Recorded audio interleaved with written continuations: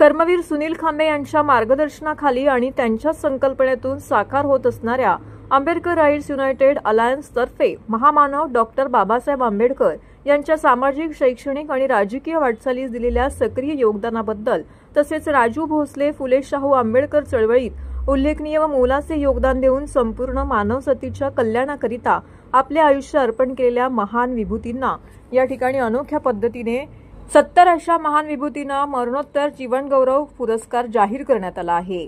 या पुरस्काराचे हे पहिलं वर्ष असून शुक्रवारी 9 ऑगस्ट 2024 क्रांतिदिनी कर्मवीर सुनील खांबे यांच्या वाढदिवसानिमित्त सायंकाळी 5 वाजता गडकरी रंगायतन ठाणे येथे हा मरणोत्तर जीवन गौरव पुरस्कार वितरण सोहळा होणार आहे। भारतरत्न डॉक्टर बाबासाहेब आंबेडकरांच्या पुतळ्यास अभिवादन करून व मशाल प्रज्वलित करून महान विभूतींना अभिवादन करण्यात येणार आहे।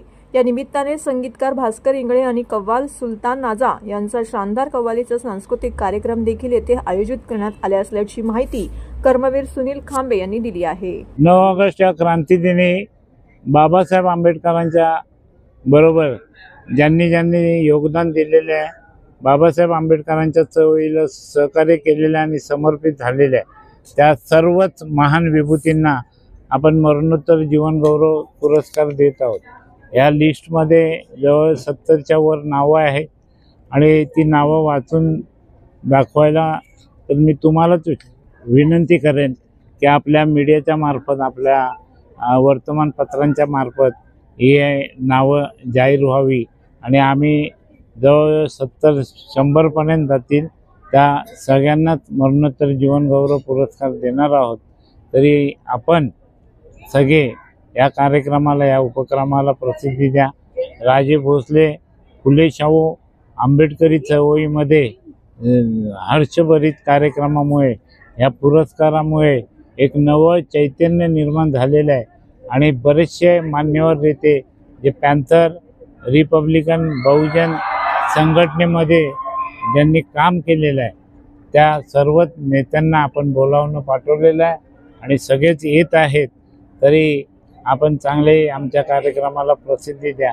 आमच्यासाठी म्हणून नव्हे तर ज्यांनी बाबासाहेबांच्या उपक्रमांना जो प्रतिसाद दिला आणि जीवन गौरव पुरस्कार आपण त्यांना जे दिले जाते त्याच्यामागे पुढचा भारत बाबासाहेब आंबेडकरांच्या विचारांचा आपल्याला घडवायचा आहे आणि म्हणूनच आपण त्या दिशेने वाटचाल करत आहोत।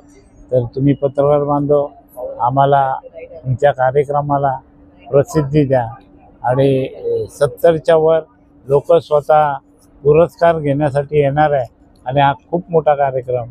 कोणी नातू प्रल्हाद शिंदे यांचे नातू येऊ शकतात।